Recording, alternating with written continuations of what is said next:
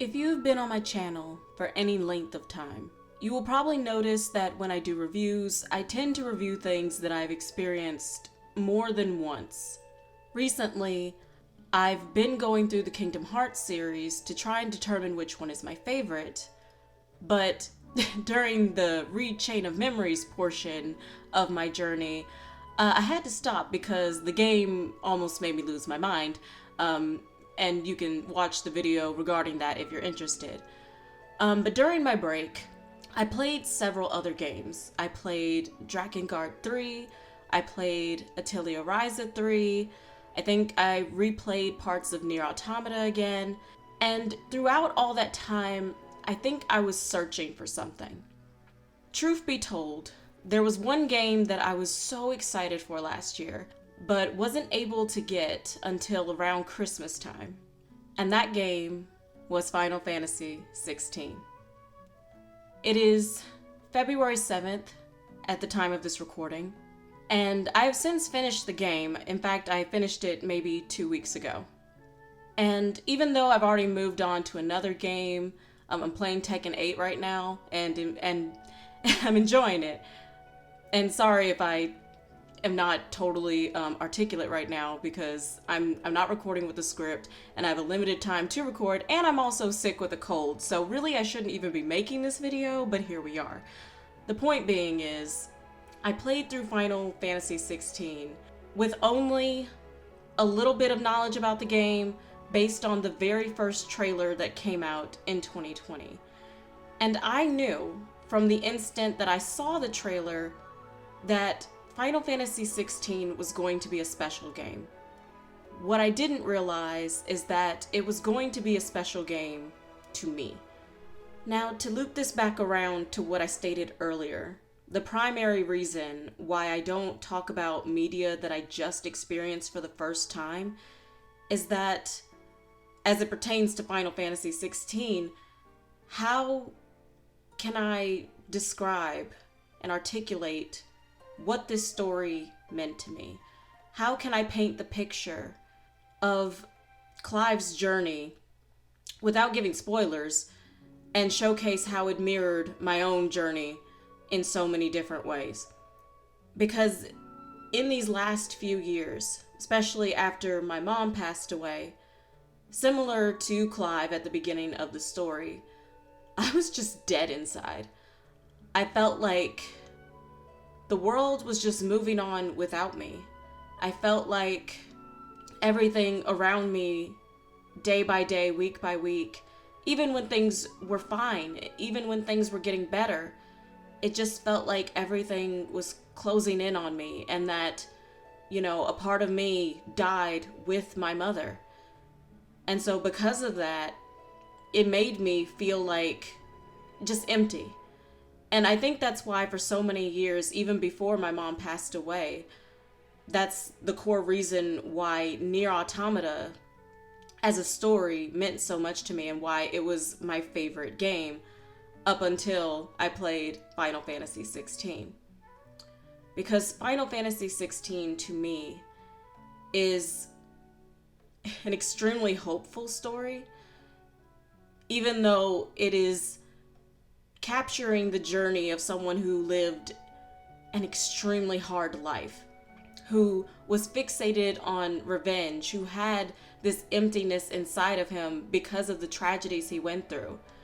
And thanks to one person kind of showing up and showing him a different way, he was able to not only overcome that and face his past, but also was able to find new life inside of him and take that forward into helping others, into building other people up, into breaking the chains of those who were enslaved, and all of these different things that he went on to do throughout the course of Final Fantasy XVI's story. Because it's a very layered story in that there is just a large passage of time that happens between different story events. Like, you start the story as Clive, with the bearer's mark and everything. But then you go through the flashback of when he was just 15. And then you realize that the current Clive that you play as is 13 years later 13 years past that point. And during those 13 years, he's basically spent his life as an enslaved soldier with no real identity anymore. Empty, broken, mentally destroyed in certain ways, and is only fixated on surviving. And for me, that was me for many years, just spending life in survival mode. And so that on its own was already resonant for me. But then to see how, as he encounters other characters like Sid, as he reunites with Jill, and other things that happen within the story, I'm not going to give spoilers in this little rambling session that I'm doing, but essentially, just seeing Clive's journey from the beginning to the end, where he is now this person that all these different people from different walks of life look up to and rely on, was special to me. Because for me, as someone who wants to give hope to others, even though I have been broken down in so many ways for so many years, seeing someone overcome, and I know it's a fictional character and all, but I'm playing through the game. So, like, I'm the one that's, playing through the game, controlling Clive as he goes through the journey, as video games go. It's just another layer of the value of this medium, because a lot of people still do look down on video games as a medium. And the fact of the matter is that this medium is special in that you are directly responsible for the progression of story beats and basically everything that happens within, these story-based games. You are the one controlling it. You are the one who makes the decisions. You are the one that is following along on this story, on this journey, fighting these battles along with these characters. And so it feels like your story just as much as it's their story. And so even though there are no dominants and icons and all this craziness that's, that's part of this particular iteration of Final Fantasy, it felt like my story, and I felt like I was coming back to life as I played through this game. So for that reason, that's why, now as I'm talking about it and just, rambling about it briefly, that it's become my favorite game, and that honestly, it's the best game I've ever played.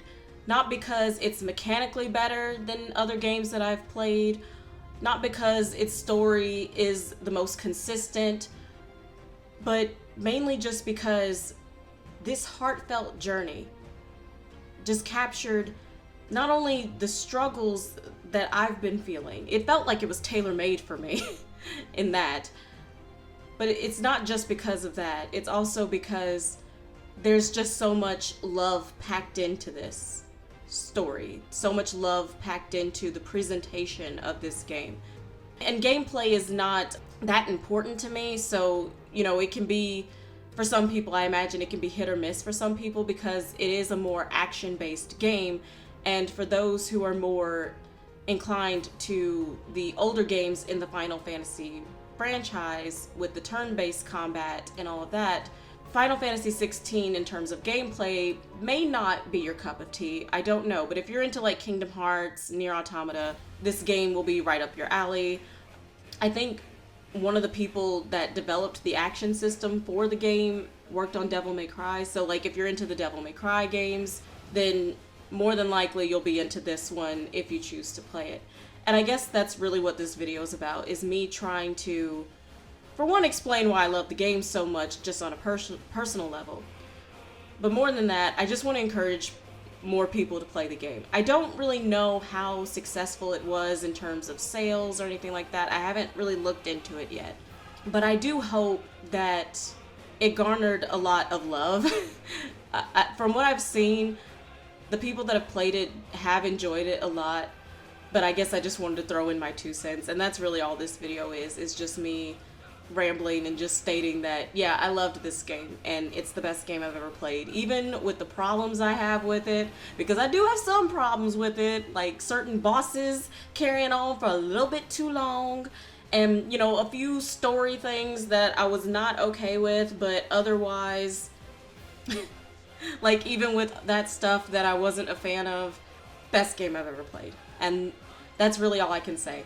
This isn't a proper review. Maybe someday in the future I'll make a proper review, but for now, this is where I stand on Final Fantasy XVI. The music is wonderful. The story's wonderful. I love the characters. I have never cried more at a game in my life. I kid you not. I have never in my life have I cried so many times while playing a video game, because this game absolutely destroyed me. And I kid you not, when I was watching the credits of this game and I saw toward the end of those credits, when I saw in the special thanks section Yoko Taro's name, oh my gosh.